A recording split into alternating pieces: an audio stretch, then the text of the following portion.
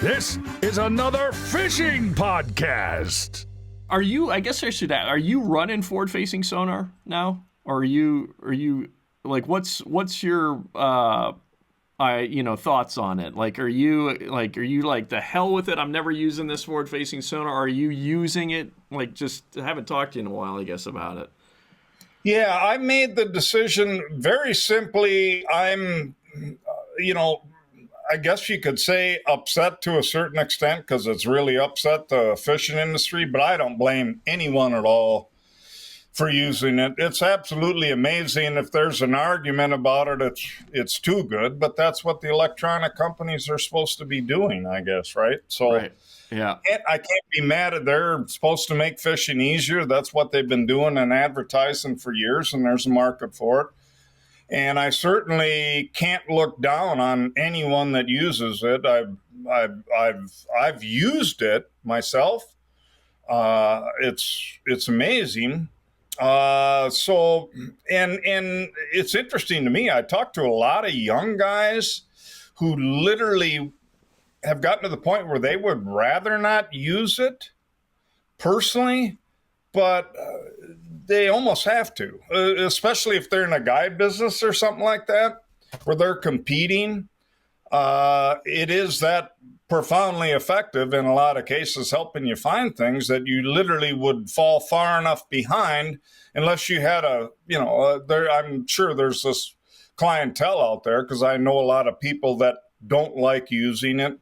So you could maybe take that angle, but as far as keeping up catching fish, if you don't keep up with the technology, you're not going to catch as many. Me personally, I've gotten to the point now where I will not do it musky fishing just because I'm old school and I don't enjoy it. It's kind of like, to me, to some degree, it's like sitting in a tent next to a food plot in a sprayer spraying corn trying to shoot a deer, and there's 74 of them there, and you just got to figure out which one's the biggest one you want to shoot without shooting three at a time kind of thing. I love the shock of musky fishing. Absolutely. Well, that's a lot of what fishing is. Let's be honest. Yeah. 2 weeks ago, I got a last minute hit from about a 48 incher that had no idea it was coming whatsoever. And I was just about pulling the lure out of it. It was one of, as long as I've done this and all the fish I've caught, it absolutely scared the crap out of me last minute. The only thing I had to say for myself is I made a good recovery, but I was literally a split second from screwing up. And I got saved by the fish, but you would have known that fish was coming. You would have seen that. And I'm willing for me personally, what I like to do, I go without it. Mm-hmm. Yeah, no, I get it. I get it. So I recently got forward-facing sonar on my boat this summer. And, and I've been using it. I used it on Friday. I just went out to a lake I don't have a whole lot of experience on. Went out there and I just was I was running a couple of holes, like a deeper section of the lake, It was in a kind of a bay of a lake, but a couple of holes, on this body of water. And I was just, they're like 35-foot holes. I think they're topping out at 30, 35, something like that.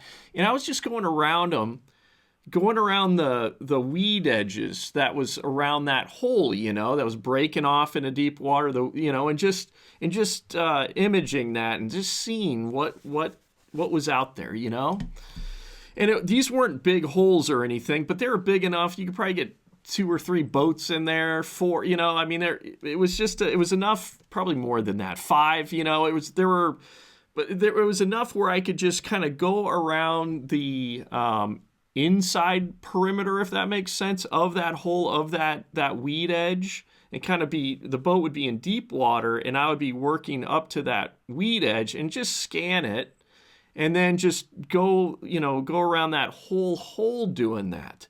And seeing what was living off of that, weed edge and breaking off into deeper water. And then it would allow me to also scan into the abysmal plane, or the abyssal, the abyssal plane, it's just basically just to see, like, what is there anything living out in no man's land there, And in that regard, it is unbelievable, Pete. And I'm sure you've messed around with it enough to see that all of a sudden it's like, to be able to have eyes throughout the whole water column around your boat, to basically get, like, it's essentially, it's just like, what's the, there's like a military term for it. It's just like having complete knowledge of it's situational awareness. It's complete situational awareness around your boat. To know, oh yeah, there's actually like 3 fish out in that very deep basin area there, and then you see it. It's a small enough hole where then you can see it on the forward-facing sonar start rising up as you're scanning out past the, and then it's scanning out past the deep water to that shallower side, So you're able to scan the whole thing and kind of have an idea what is around you, and to be messing with it for the first time for me was like, oh my God. And I'd filmed it so much, like in bass tournaments, that I already knew that was going on, but to do it yourself is just, to spend some time with it and do it yourself and to go, oh yeah, man, I'd like have a complete, understanding of kind of like the biomass around me right now. And like, and it's almost like, it's like God mode. And that's a little scary, especially I'm sure, for muskies, like you said, that's just there's just not a lot of muskies, because they're the top of the line predator in the system. And I don't know, I've got real mixed feelings about it. I've had it since it really came out.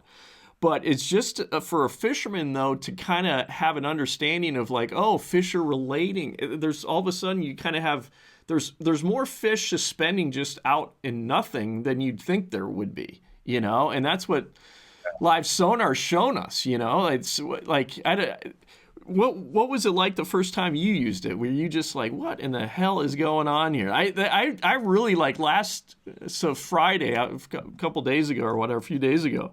It's really the first time where I really was really kind of getting in depth with it, and it's quite something, Oh yeah, well, it is amazing. You can literally drive around and look for fish, and a lot of people do it. It's a big argument in the muskie industry, but it's like, for trolling too.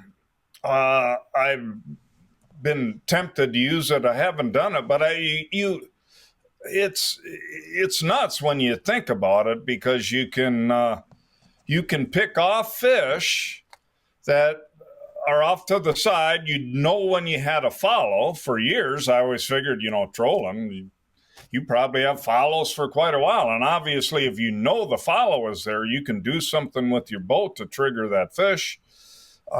You pattern everything quicker, and then obviously if you see one off to the side 100 feet over there, you'd never have known before. But at that point, if you see it there, obviously you're going to spin a quick circle, you're going to get over there, and you're going to run your baits right through it, And then the whole idea of being able to literally watch, seeing the exact reaction of the fish. Now that if you're casting, if you casted to it, you can literally figure out what they're in the mood for, how they're reacting to everything they're doing. It is amazing. Well, like what kind of, and it's kind of like sort of just like rehashing the same talking points, but when you really first I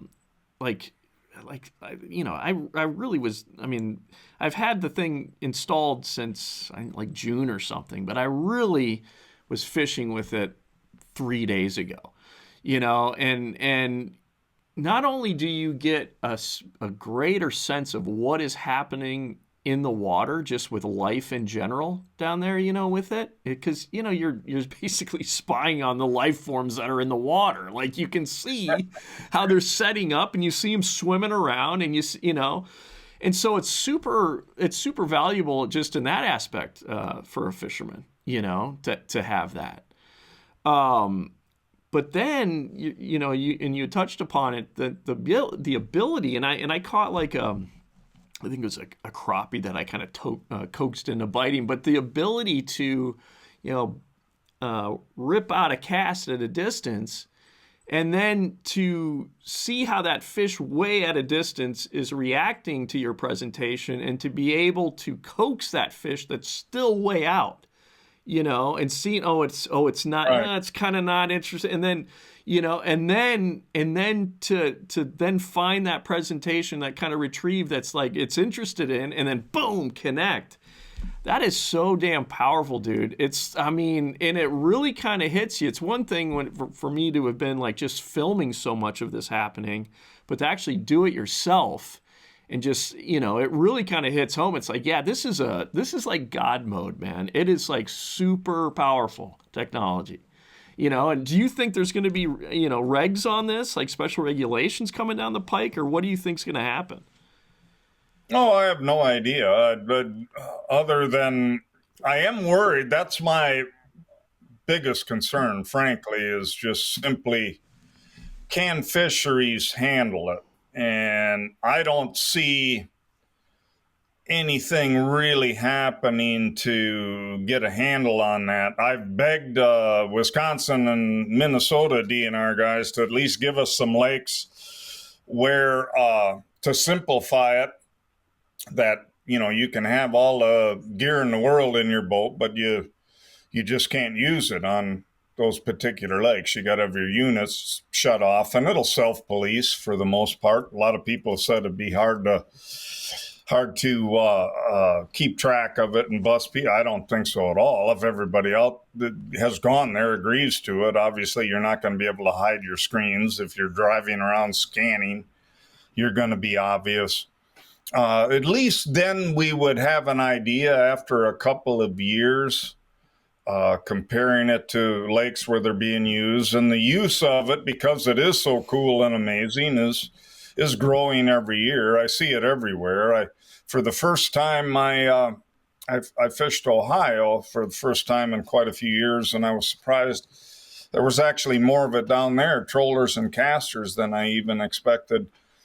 So it's getting more popular, and can the fisheries handle it? Because at the end of the day, there's going to be way more fish being caught because of it, and obviously educated, and X amount of fish that get caught are going to perish, especially in warmer water. So, that's the only scary thing. And I think it can be kept up with through stocking, but both Wisconsin and Minnesota have been, at least traditionally, and certainly so with muskies, they're kind of like, well, the goals have been, sometimes we stock and this, that, and the other, but the goals have been natural reproducing fisheries. Once we get a lake stocked up a little bit, we don't really want to stock anymore. We want to leave it to itself and natural strains and all these different things. I personally don't think that's possible. Certainly with muskies, to maintain a fishery where a majority of people are using technology. We've already got the amazing mapping. First of all, you're on a lake. It used to be there was a major learning curve. Now you got exact lines drawn. You know where all the structure is. You can walk in for the first time in your life. So you've already got that advantage. All you're doing is figuring out the particular lake patterns then, but now you add the forward facing and all the different stuff.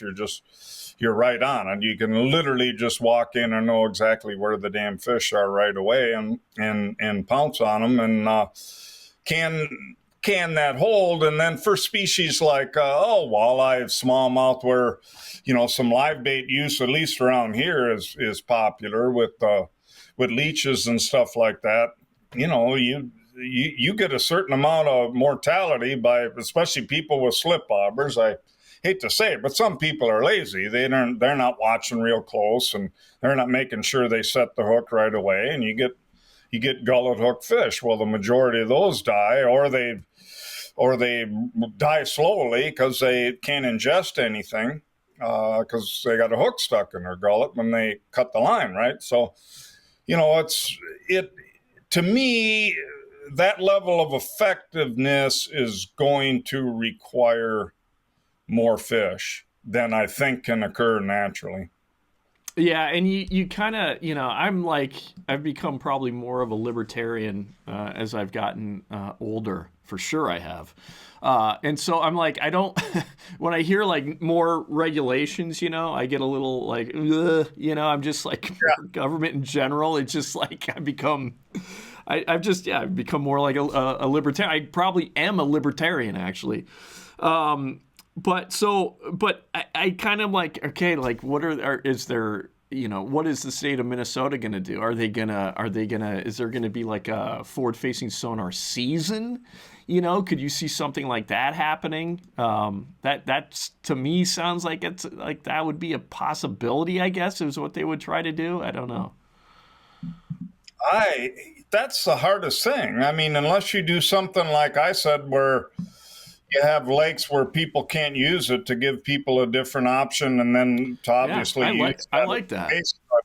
That to me is the simplest thing that would actually solve something and give us an idea, because it would take a few years, but yeah, how do you do that? And as every year goes by, you could limit certain times a year. Obviously, it would make the most sense in summer when the temperatures are warmer.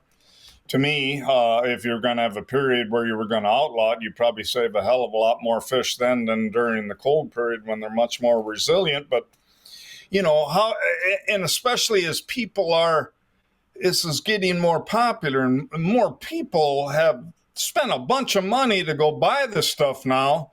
And then all of a sudden we get a big throw your hands up and we're going to outlaw it now. I know. I mean, I know.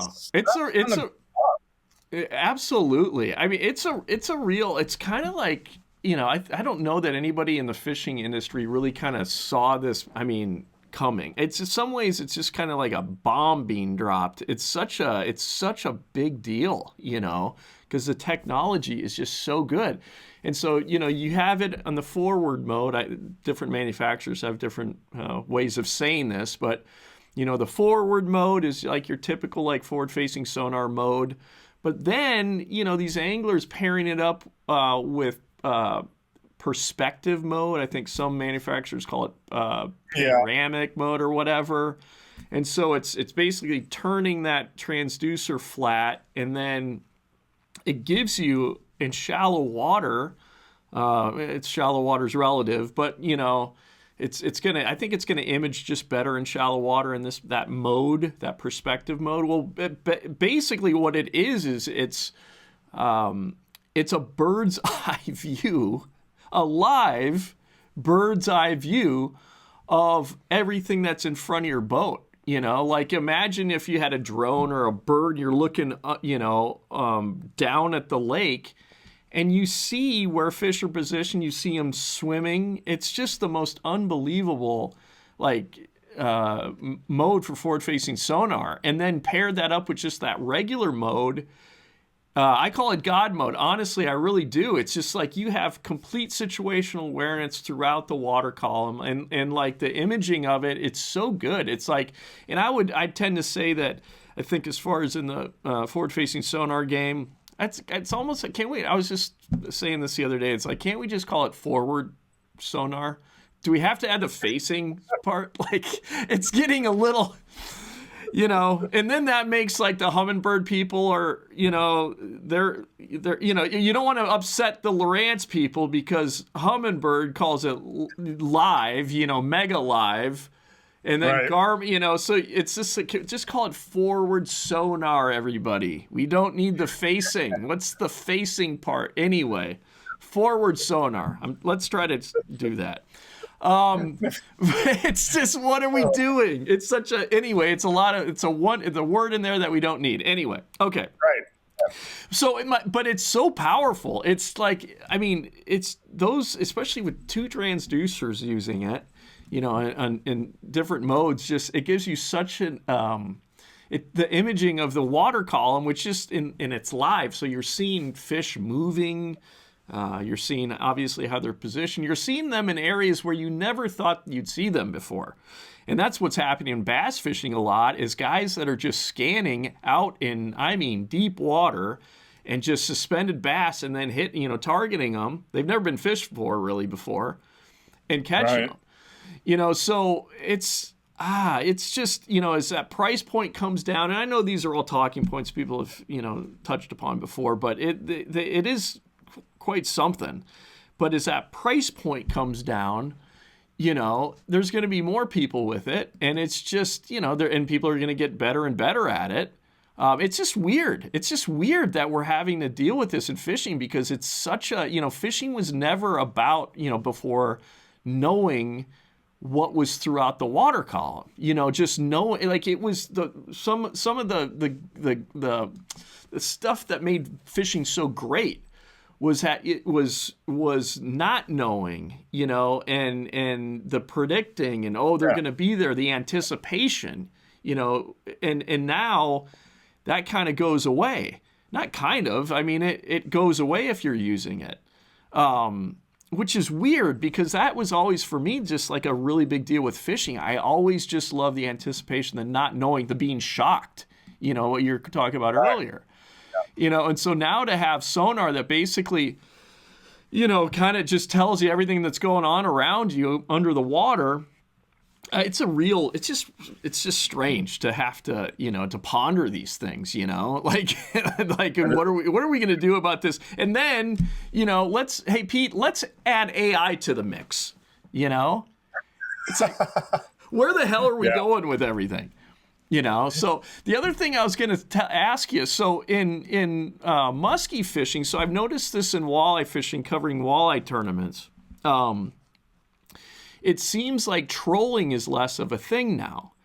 And these guys will go out with a forward sonar. See, I said forward sonar. I'm not going to say forward-facing sonar anymore. I'm going to do my darndest to not say forward-facing sonar.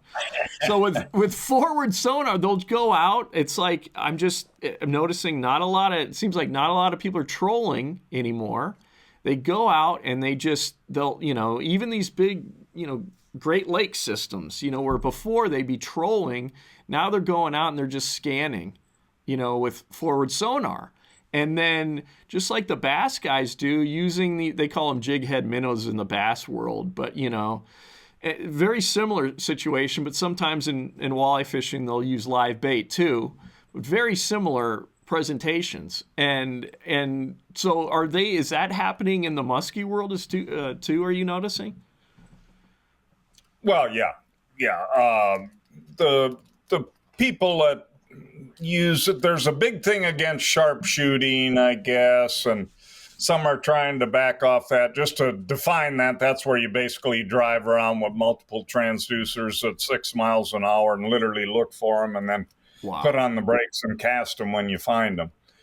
That's kind of looked down on, but the majority of people still use it all the time casting, and, you know, they're looking everywhere. So there's still a whole bunch of fish that are getting targeted that wouldn't have been otherwise. So they, you know, they're working a structure like, you know, traditionally you would normally do, but they're also seeing fish out off the backside or parallel, or that otherwise would have never had a lure thrown at them. So I think it has overall in muskie fishing too reduced trollers, because you could argue, even though I pointed out some advantages that really help with trolling, with the forward facing as well, or sorry, just forward. But anyway, yeah, it has really kind of changed that. There is definitely less of the trolling now in muskie stuff too, just because it is, I guess, more efficient to literally be able to do it casting, to be able to find them that quick and then drop stuff right on their head, whether it be a live bait. That's one thing we talked about live bait at the start of this. I've seen people, obviously once you get good at it, the size of the fish within inches. So when they find a big fish, I've seen a lot of guys, they'll literally just wait them out with live bait.